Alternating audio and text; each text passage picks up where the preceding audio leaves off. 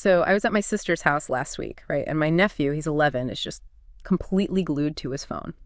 The usual scene. Exactly. So I glance over, expecting a game or maybe a YouTuber, but what I saw was just pure chaos, a barrage of these oversaturated AI-generated images. There was this dancing shark with sneakers on, a creature called Bombardiro Coccodrillo, and this sing-song repetitive Italian voice just looping trellallero trella. Wow. It looked like pure, uncut visual nonsense. So I kind of laughed and said, "What is that? It looks like digital brain rot." What did he say? Well, I was expecting him to just say, "It's funny," or shrug, Oh, yeah. But he got really serious for a second, looked right at me and said, "It helps me de-stress." An 11-year-old. An 11-year-old talking about being stressed and using this whirlwind of absurd characters to unwind. And that's when it hit me. This isn't just another dumb trend. This is something else. And the strangest part, it all seems to be coming out of Italy. That experience you had, it just... It captures the entire conflict perfectly. It cuts right to the heart of what we need to unpack today. The term brain rot itself. Exactly. It's moved from, viral slang to becoming this recognized cultural descriptor. Formally, we'd probably define it as the supposed deterioration of a person's mental or intellectual state from just over-consuming trivial, unchallenging online material. Okay, so let's unpack that, because this seems way more complex than just kids watching dumb videos. Our mission for this deep dive is to break down 3 things. Let's do it. First, we have to get what this bizarre Italian brain rot thing actually is. Where did it come from? Second, we need to tackle that paradox you mentioned. Is it digital decay, or is it, like my nephew said, some kind of stress management? The big question. And finally, and maybe this is the most important part, how are AI and marketing turning this absurdity into a really dangerous commercial engine? Let's start with the content itself, because it is so visually jarring.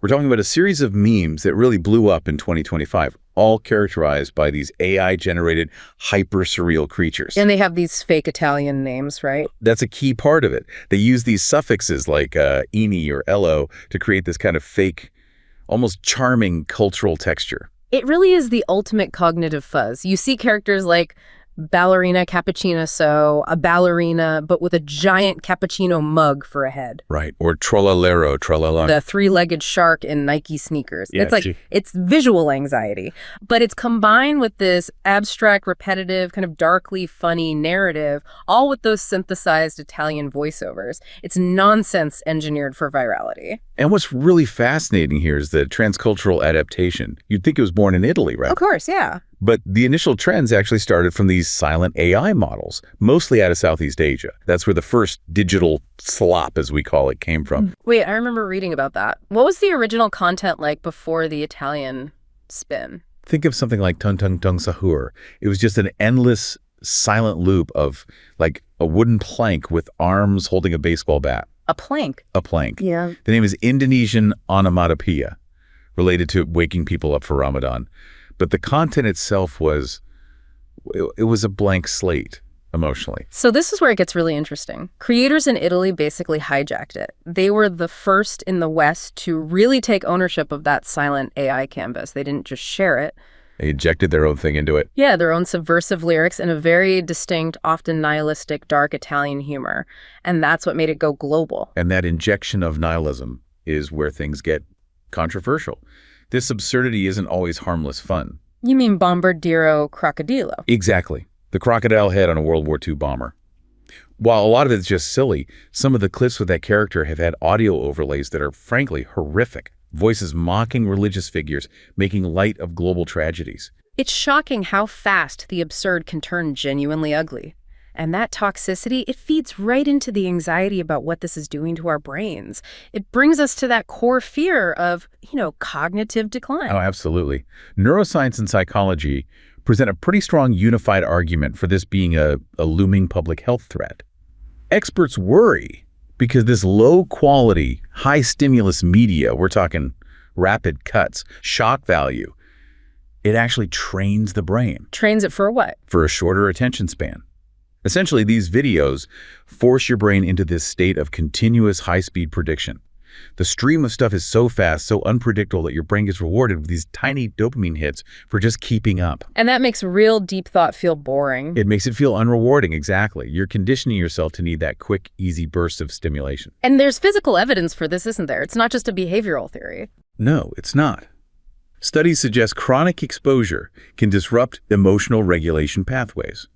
And there's even evidence that media multitasking, juggling all these different inputs, may reduce gray matter volume in the parts of the brain you need for sustained attention. In the prefrontal cortex. That's the one. You are, in a way, starving the systems that are responsible for long-term focus. So the symptoms that researchers are flagging were things like chronic mental fatigue, memory problems, constant distraction. And a decreased capacity for deep focus, yes. But, and this is the huge but, if we connect all that pathology back to the user experience, we hit that paradox you saw with your nephew. The stress reduction argument. Exactly. Psychologists acknowledge that in our current climate economic stress, academic pressure turning to completely mindless content can be a calculated choice. It's a choice for light relief, for escape. So the adults are seeing cognitive erosion, but the kids are seeing self-medication. But is it actually stress management, or is it just numbing? That's the critical question. If you're always reaching for this digital pacifier to cope, you might not develop the real-world coping mechanisms you need. That risk is definitely real, but the relief users feel is also real.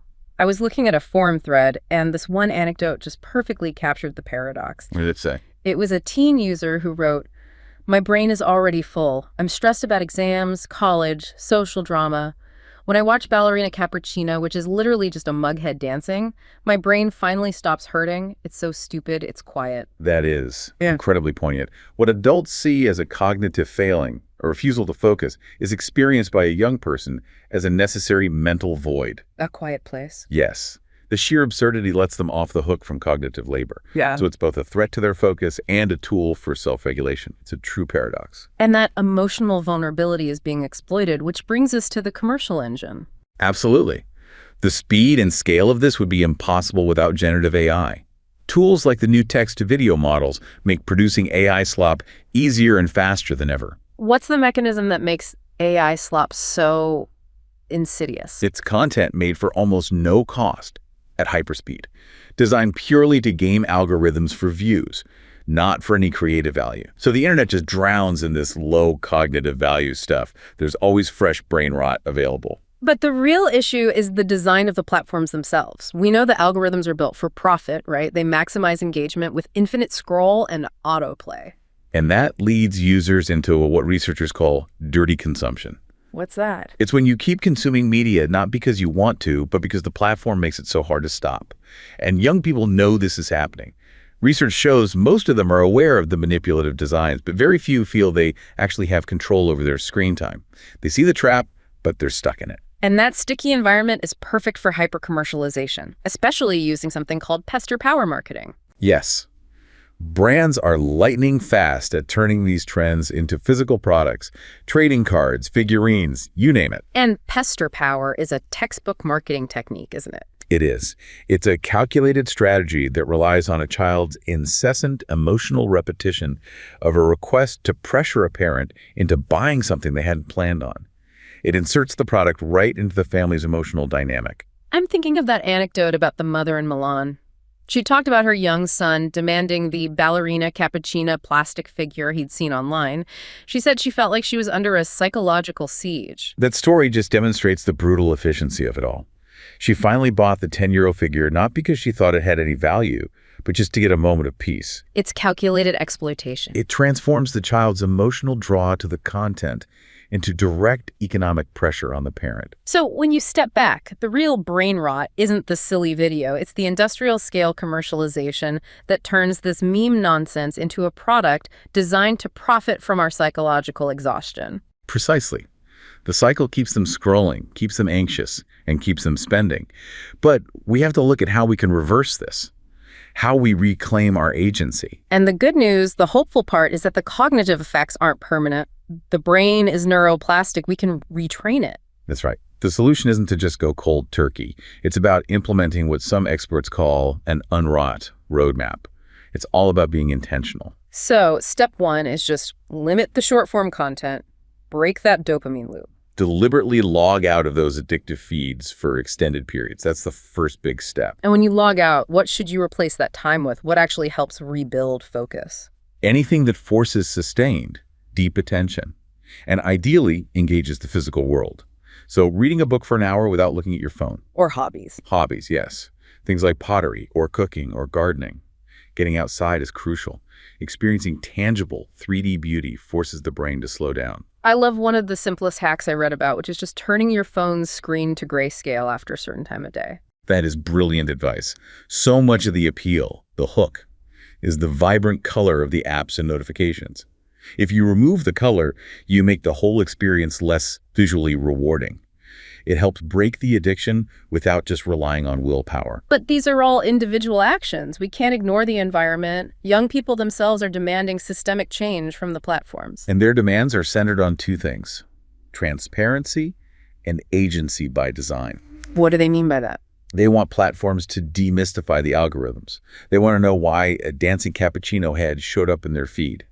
That knowledge shifts the power dynamic. And agency by design, that's about giving them tools that don't rely on their willpower. Exactly. They're suggesting platforms should have mandatory options to opt out of addictive features like infinite scroll and autoplay, instead of making it something you have to constantly manage yourself. And finally, of course, there's a huge gap in digital education. We need to move beyond just talking about cyberbullying. Education needs to cover managing screen time, recognizing algorithmic impacts, and building those self-regulation skills, probably starting right as kids enter middle school. So at the end of the day, this whole phenomenon is defined by that tension, isn't it? It is. The cognitive erosion from the media versus the emotional need for a digital pacifier. Yeah. And it's all amplified by AI and hyper-commercialization into an ecosystem designed to keep us tired, distracted, and, most importantly, spending money. And if there is one essential thought for you to carry forward from this deep dive, it is this. The biggest threat here is not the low quality of the content. We've always had absurd trends. The danger is the unprecedented speed and the calculating efficiency with which these digital forces convert pure visual nonsense, whether it's a dancing shark or a cappuccino ballerina, into highly effective weapons of mass distraction and mass profit. The system is perfectly engineered to monetize our exhaustion.